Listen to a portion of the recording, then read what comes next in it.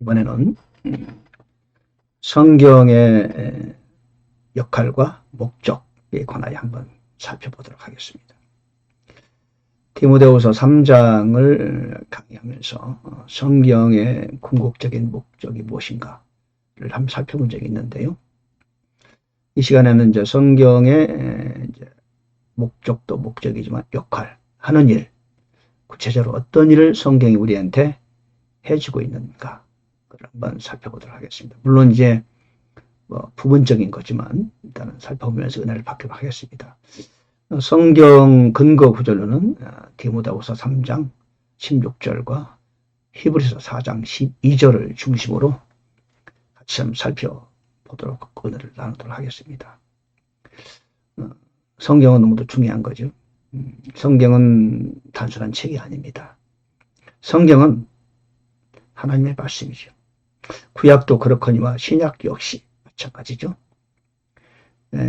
구약은 이스라엘 역사라고 생각하지만 그러나 구약 역시 하나님의 성령의 감동하심을 입은 사람들이 쓴 책이고, 신약 역시 예수님이 십자가에 달리시고 부활하신 이후에, 승천하신 이후에 역시 성령의 감동을, 영감을 입은 사람들이 기록한 책이고, 성경의 저자는 성령님이십니다. 오늘 이 두 구절을 중심으로 성경이 우리에게 주는 것은 무엇인가를 살펴보겠습니다. 우선 보면은 성경의 궁극적인 목적이 무엇이냐. 첫째, 성경은 구원에 이르기는 지혜한다. 그러니까 성경은 믿음으로 통하여 구원에 이르는 지혜를 준다. 그런 얘기죠. 이런 믿음이라는 것은 참 놀라운 거죠. 그렇죠? 우리가 아담 안에 있음으로써 우리가 죄인이 됐죠. 믿음이 필요 없었어요. 자연적으로 그냥 된 겁니다. 하나님이 만들어 놓으신 순리예요. 나는 선악과를 본 적도 없지만 아담이 따먹었을 때 내가 아담 안에 있었다는 하나의 원리를 하나님 만들어 놓으셨어요. 그와 유사한 원리죠. 아담은 그리스도의 모형이었다. 아담이 선악과를 따먹었는데 우리가 그 안에 있으므로 우리도 동일한 죄를 범한 것이 됐듯이, 예수 그리스도께서 2000년 전에 십자가에 달리셨는데, 죽으시고 부활하셨는데 그것이 우리와 무슨 관계 있어요? 사실 그렇잖아요. 그럼에도 불구하고 2000년 전에 십자가에 주신 그분 죽으실 때 나도 우리도 그분 안에 있었다는 거죠. 그것은 순리가 아니고 자연적으로 된 것이 아니고 믿음이 필요한 겁니다. 믿음. 이 믿음이란 건 참 놀라운 거지 않습니까? 우리가 그를 믿는 순간 예수님의 그 사역이 나의 사역이 되고, 예수님의 죽음이 나의 죽음 되고, 예수님의 장사되심이 나의 장사되심 되면서 예수님의 부활이 나의 부활이 되는 거죠. 즉 예수님이 하신 그 일이 내가 한 일이 되는 겁니다. 마치 아담이 선악과를 따먹은 그 일이 내가 한 것 같은 동일한 방식이 되는, 동일한 원리가 그대로 적용되는 거죠. 자, 그 말씀이 말씀 안에 나와 있어요. 말씀에 증거하고 있는 거죠. 그래서 이 성경이라는 것은 너무도 중요한 말씀이에요. 성경이 그거를 정확히 우리에게 증거해주고 있잖아요. 자, 오늘 보면은 모든 성경은 하나님의 영광으로 됐는데 그 전에 우리로 하여금 구원에 이르게 한다. 즉 믿음을 통하여 구원에 이르는 지혜가 있게 한다. 그런 뜻입니다. 그러니까 믿음으로 말미암아 모든 것이 이루어져요. 그렇죠? 근데 믿음이란 것이 뭐냐? 한 번 믿으면 끝나느냐? 그렇지 않아요. 믿음은 연속되는 겁니다. 성경은 우리에게 한 번 믿고 끝나라, 그런 말씀 하신 적이 없어요. 믿음으로 시작한 자는 믿음으로 살아야 되고 믿음으로 마치는 겁니다. 그러니까 예수 그리스도를 내가 믿음으로 나는 하나님의 자녀가 되었어요. 그걸로 끝나는 게 아니에요. 그때부터 시작된 겁니다. 우리의 믿음은 계속 더 강화되고 자라나게 되는 거죠. 그리고 마지막 구원에 이르게 된다는 뜻입니다. 그렇다고 우리가 행위를 구원 얻는다 이런 뜻이 아니에요. 믿음이 우리를 구원으로 이끈다는 거죠. 그래서 로마서 1장 17절은 말해요. 의인은 믿음으로 말미암아 살리라. 의인이 된 것은 어떻게 의인 됐죠? 믿음으로 의인이 됐어요. 믿음으로 의인이 된 사람은 여전히 믿음으로 살아야 된다는 뜻입니다. 또 just shall live by faith 그랬어요. 그러니까 의인이 된 사람, 믿음으로 말미암아 의인이 되었다면 여전히 계속해서 믿음으로 살라 이런 뜻입니다. 그러니까 우리는 처음부터 믿음으로, 과정도 믿음으로, 마지막도 믿음으로 마무리하는 거죠. 성경은 그렇게 우리로 하여금 믿음으로 살도록 도와준다는 거죠. 성경은 하나님의 영감으로 있다갑니다. 감동이 아니죠. 영감입니다. 인스퍼레이션 오브 갓이죠. 개혁성경은 감동으로 된 것이다. 감동은 사람도 자주 받고 하나님도 감동을 자주 받는데 감동이라고 해서 조금 어색해요. 그죠? 하나님의 영감으로 주신 것이다. 영감. 그리고 그 말씀은 어떤 목적으로 주어졌느냐. 첫째가 교리입니다. 교훈이 아니에요. 교훈은 어찌 보면은 이렇게 뭐 인스트럭션 이렇게 말할 수 있는데 교훈이라는 것은 글쎄요 좀 애매모호하죠. 사실은 교리입니다. 교리. 성경은 교리라는 단어가 여러 차례 등장합니다. 우리 신약성경에서. 왜? 교리가 중요합니다.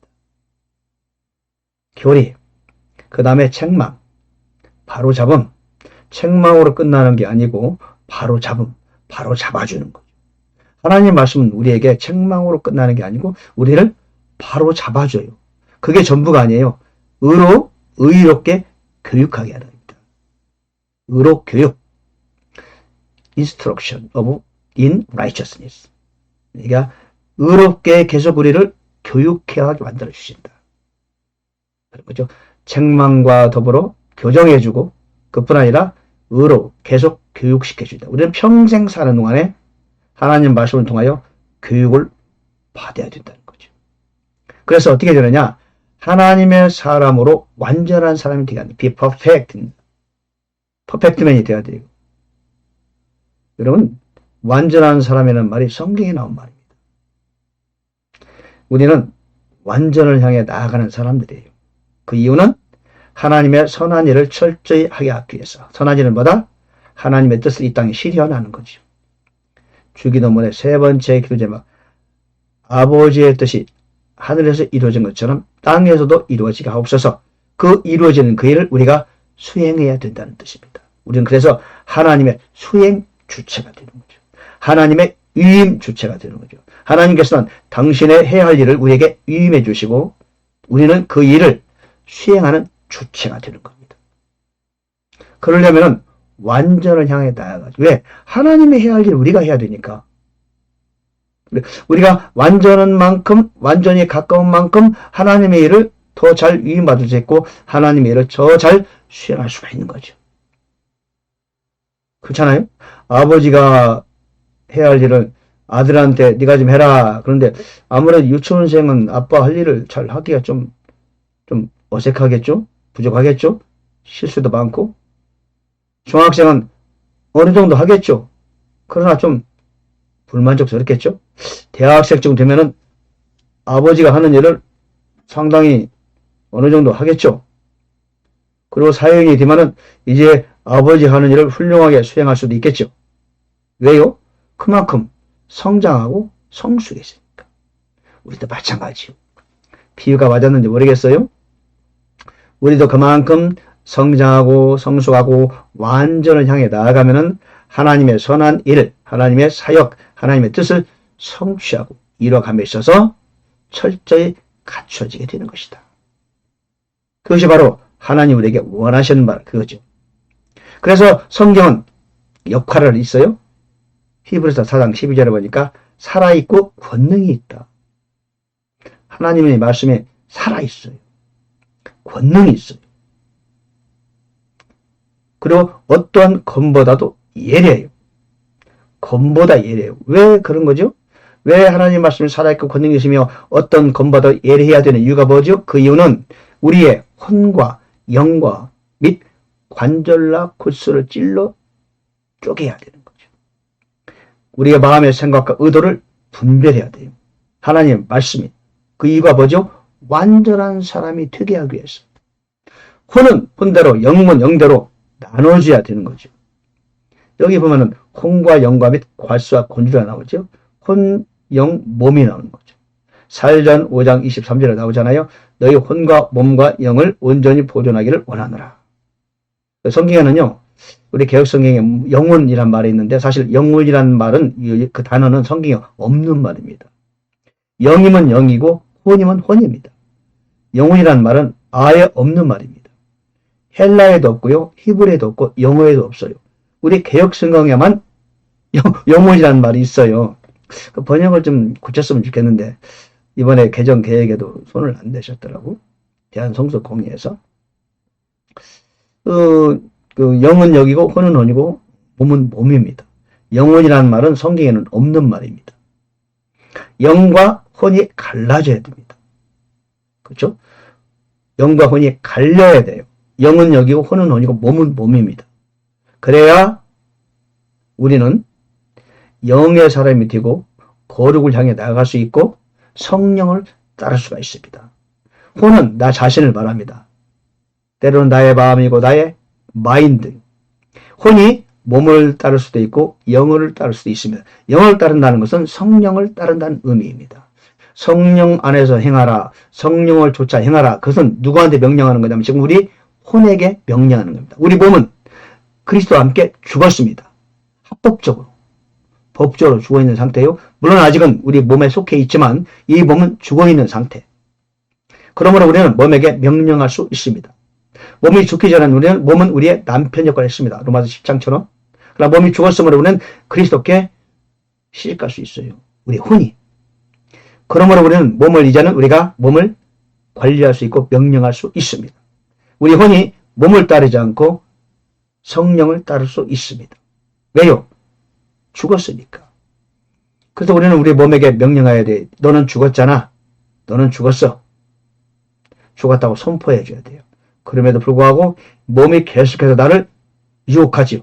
세상으로 끌고 가려고 하죠. 육신의 정욕과 안목의 정욕과 이 세상의 자랑을 따라가게 하려 합니다. 그러나 그 몸을 따르면 안 되는 거죠. 그 자체가 죄가 되는 겁니다.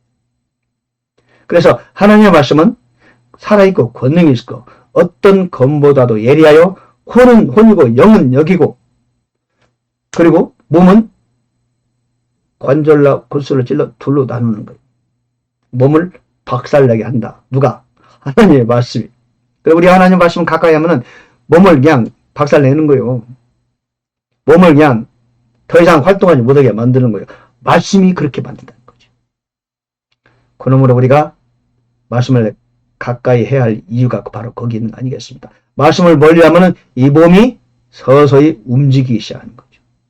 말씀을 가까이 하면은 몸이 살살 움직여야 했다가 쪼개져 나가는 거예요. 그죠? 그리고 우리는 몸을 계속 죽여야 돼요. 너희 지체를 죽이라 그랬잖아요. 이 땅에 살면서도 하늘의 삶을 살려면은 우리는 몸의 지체를, 우리 지체를 죽여야 돼요.